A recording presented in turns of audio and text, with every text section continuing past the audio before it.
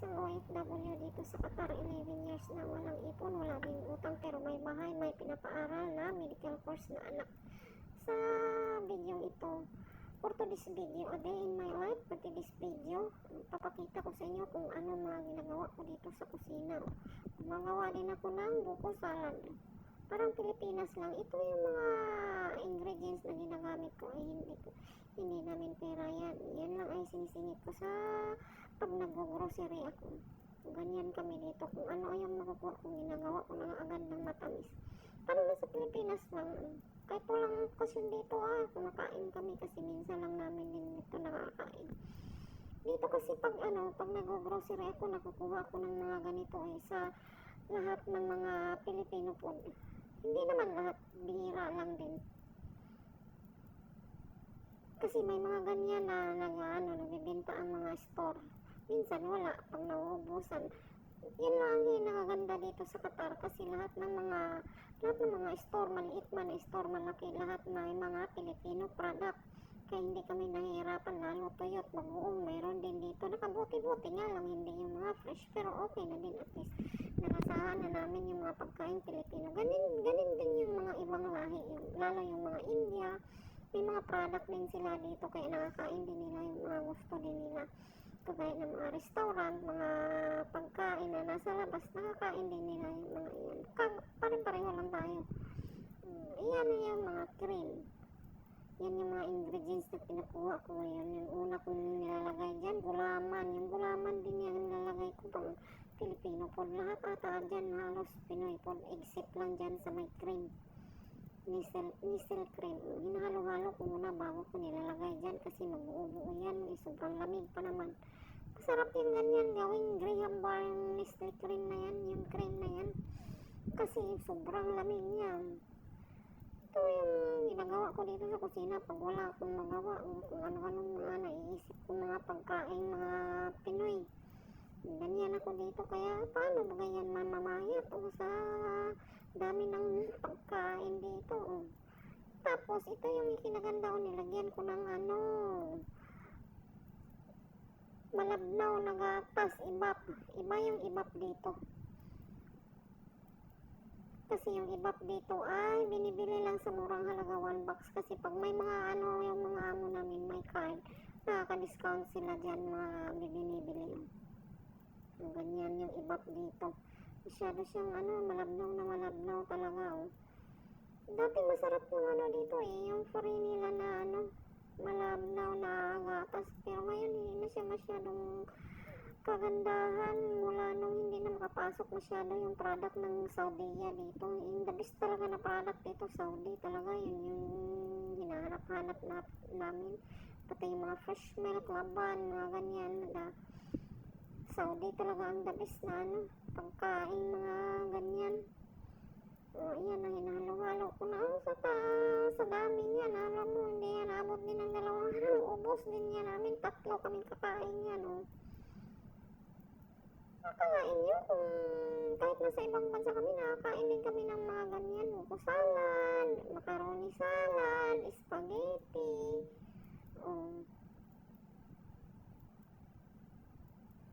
Kasi nakukuha namin lahat kung anong gusto namin dito.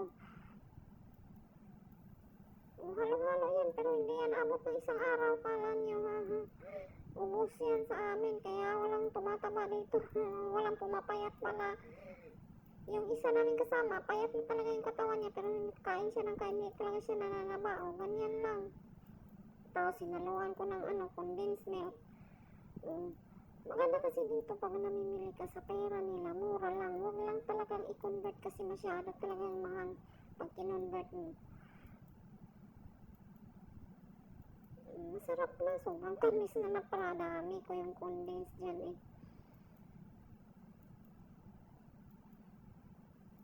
Ganito kami dito pag pag nakikrave kami, lalo na walang magawa sige, dot kain, dot diba? Minsan hindi na namin ginagawa yung mga gawain namin sige lang, dot ayan na yung finished product niya, sarap, diba? Tapos, iyan pa hahaluan ko siya ng fresh buko. Yung fresh buko na yan ay galing yan Thailand. O, ganyan yung ano nila, o. Ganyan yung niyog nila. Grabe, sobrang liit yung niyog nila. Hindi kagaya talaga sa niyog ng buko, pang buko sa atin na mas malaki pa. Yan lang, ganyan, o. Pag binabalatan ko yun, makikita niyo yung ilalim. Magugulat kayo sa buko ng Thailand. Ganyan lang siya, o. Ini-export din nila dito yan. Iniinuman ko na kasi yan ng sabaw, eh. Masarap din yung niyog nila, kaso lang yung ganyan, o. Iba talaga yung ano, iba yung niyog buko sa ibang planeta. O, diba, green na green pa siya, tas ang liit-liit niya, o. Pero matamis siya, ha? Matamis yung sabaw niya, no? O, parang akala mo parang ng ano, eh, parang ng niyog. Buko pa yan. Ano ba yun, oy? Ano ba yung tawag doon sa ano? Sa... Parang na siyang ano, makapuno, o niyog na makapuno. Ganyan, o, sa sobrang tigas ng ano niyan, yung bao. Hindi basta-basta siya maano. Oh, sobrang tigas talaga ng bao niya. Hindi kaya ng ano, kutsilyo. Yung kutsilyo niya, matalas pa yan, eh. Oh. Tingnan mo yung ano niya, ilalim. Oh, iba siya po, para siyang purple. Tapos, parang nang makapuno siya, oh. Matigas siya na malambot. Ganyan lang yan. Pero matamis yung laman yan. Kala mo kung ay pagtingin mo, kala mo na may sira yan. Yun pala, hindi para siya makapuno na. Ano ba? Nilalagay doon sa buti para siyang ano, sa Bisaya Kapulipo. Grabe kaliit yung ano niya. Ang buko niya, tinikman pa. Masarap yung buko niya. Masarap din yung ano eh, yung sabaw niya. Kaso yung pag binibiyak mo siya, sobrang tigas ng ano niya, sobrang tigas ng baong, yung buko na yan. Parang na siyang niyog, pero buko pa siya. Ganyan kaliit pala yung ano, yung niyog ng Thailand. Diba, ganyan kaliit. Hindi na siya makukuskus kasi medyo matigas-tigas na malambot na di mo maintindihan talaga. O, kinukutsara ko na. Ilang minuto din ako nagkarambula dyan sa niyog na yan. Ay, sa buko na yan, grabe. Sobrang tigas niyan na di mo kasi maintindihan eh. Pero matamis din yung ano niya, yung sabaw niya pag inaano. Marami kasi yan dito sa grocery, i-export nila. Eh, first time kong tinikman yan. Kung ano ba talagang lasa. Masarap yung lasa niya, kaya lang pagbiyak mo sobrang tigas ng baog. Ewan ko ba kung na ginagawa ba nila itong niyog o kupras sa amin tawag eh. Kasi sobrang tigas niya. Saka ang liit ng mga buko pala doon sa Thailand. Oo, matigas-tigas siya, oh, pero malambot siya pag kinakain.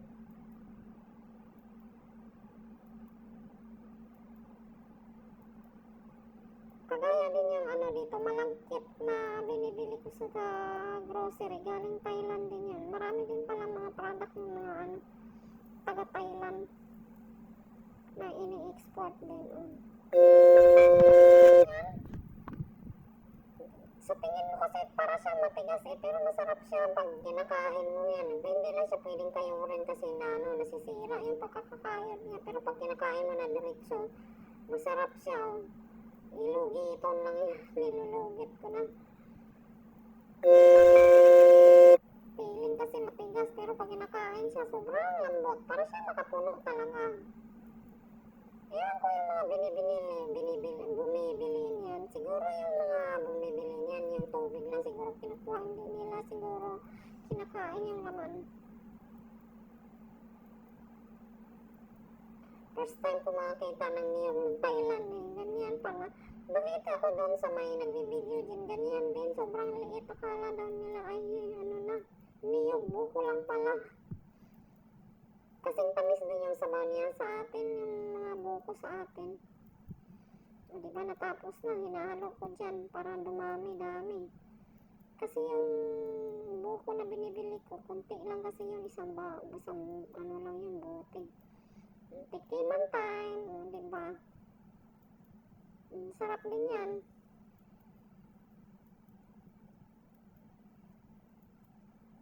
Paano Paano kasi mamamayat ng dami ng pagkain dito sa amo namin?